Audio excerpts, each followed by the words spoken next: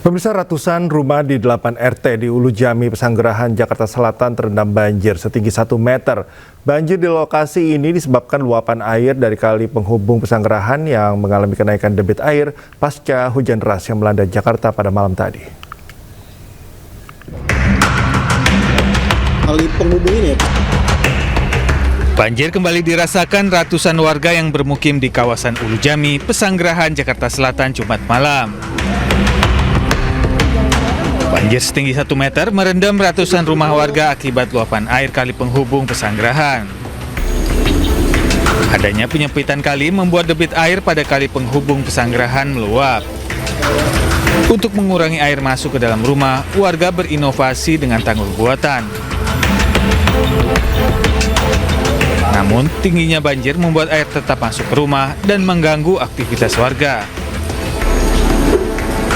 Ini banjirnya bukan sebulan sekali, tapi seminggu 3 kali, bisa 4 kali. Setiap hujan sedikit aja pasti banjir. Saya pikir masalah kali ya. Kali yang di ujung sana itu mengecil. Jadi airnya, sebenarnya saya bukan yang nggak mau banjir, cuman ini banjirnya udah keseringan. Kali yang di perbatasan antara Jakarta Barat dengan Jakarta Selatan, itu kayaknya mengecil. Jadi air nggak lancar ke sana. Agar banjir tidak berulang, warga berharap pemerintah melakukan pelebaran dan pengerukan pada kali penghubung Pesanggerahan. Dari Jakarta, Rizky Palupi, iNews melaporkan. Pemirsa, hujan deras yang melanda Jakarta Jumat sore menyebabkan banjir di kawasan Kebonjeruk, Jakarta.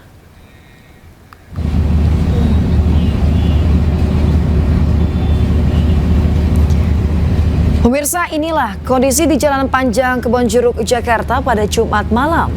Hujan deras yang mengguyur sejumlah kawasan di Jakarta sejak sore hari membuat wilayah ini tergenang banjir setinggi 30 cm. Sejumlah pengendara sepeda motor pun harus memutar balik atau menuntun motornya agar tidak mati mesin.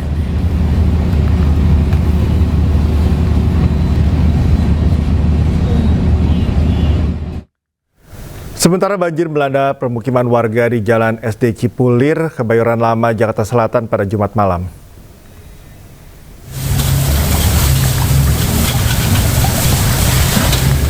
Banjir setinggi 40 cm melanda permukiman warga di Jalan SD Cipulir, RT 3 RW 11, Kebayoran Lama, Jakarta Selatan.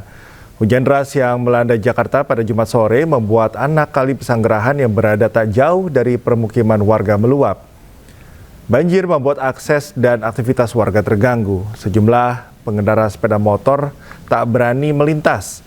Menurut warga, kawasan ini memang langganan banjir, terlebih jika hujan deras turun cukup lama.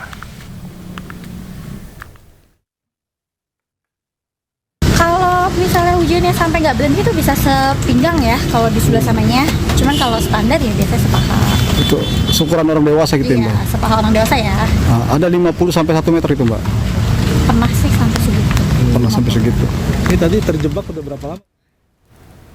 Pemirsa, petugas kepolisian mengevakuasi seorang wanita yang terluka saat banjir menerjang perumahan Pondok Kacang Prima, Tangerang Selatan, Banten. Korban pun langsung dilarikan ke klinik terdekat.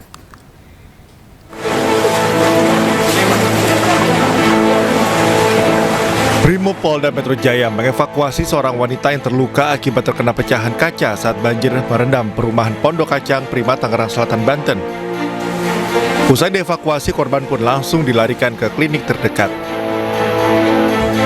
Meski perlahan mulai surut, namun banjir hingga setinggi 70 cm masih mengendangi area perumahan. Data dari Badan Penanggulangan Bencana Daerah Tangerang Selatan mencatat sebanyak 18 rukun warga terdampak banjir di perumahan ini. Kakinya terkena beling dan masih pendarahan. Pas kami juga bawa tuh masih pendarahan kakinya, makanya segera dibawa ke klinik. Dan memang lewat di sini juga arusnya deras. Sementara itu, warga berharap kepada pemerintah untuk segera memperbaiki tanggul yang jebol agar rumahnya tidak terendam banjir. Dari Tangerang Selatan, Banten, Nunung Purnomo, iNews melaporkan. Hujan lebat disertai angin melanda Tangerang dan menghebohkan warga.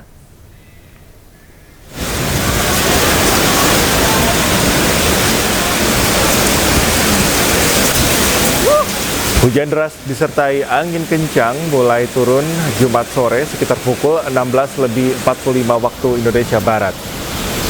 Sementara hujan es batu turun 15 menit setelahnya. Warga yang berada di pusat perbelanjaan di Kelapa II, Kabupaten Tangerang dihebohkan dengan fenomena hujan es berukuran kelereng. Beberapa warga berusaha mengabadikan fenomena tak biasa ini. Meski hujan es tidak berlangsung lama, namun warga diimbau untuk berhati-hati dan berteduh agar hujan es tidak melukai kepala dan badan.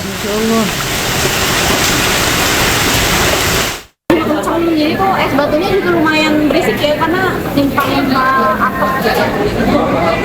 Dia lumayan berisik juga suara benda jatuh gitu. Tapi untungnya tuh si es batunya juga nggak gede banget sih. Jadi masih kecil kayak apa ya, kayak kelereng kecil gitu loh. Jadi nggak. Diri KTT APEC 2025, Presiden Prabowo Subianto disambut Presiden Korea Selatan Lee Jae-myung. Di hadapan para pemimpin dunia, Prabowo berbicara mengenai penguatan kerjasama ekonomi di kawasan Asia Pasifik. 인도네시아 대통령님입니다.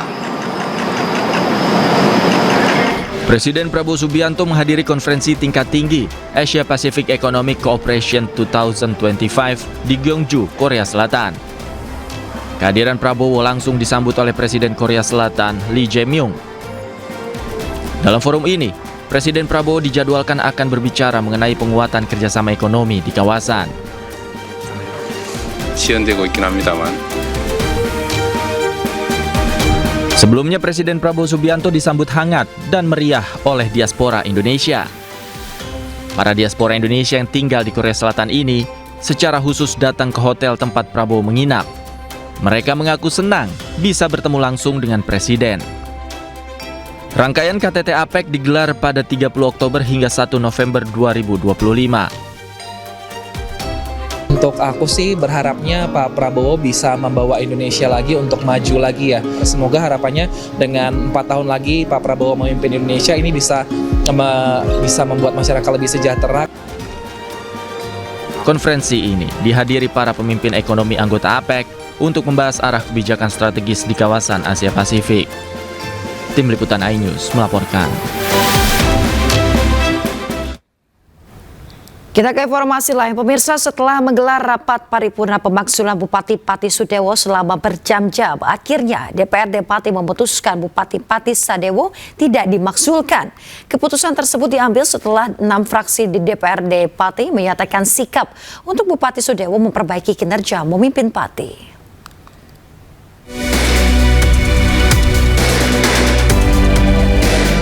Rapat paripurna terkait pemakzulan Bupati Sadewo akhirnya menemui babak akhir.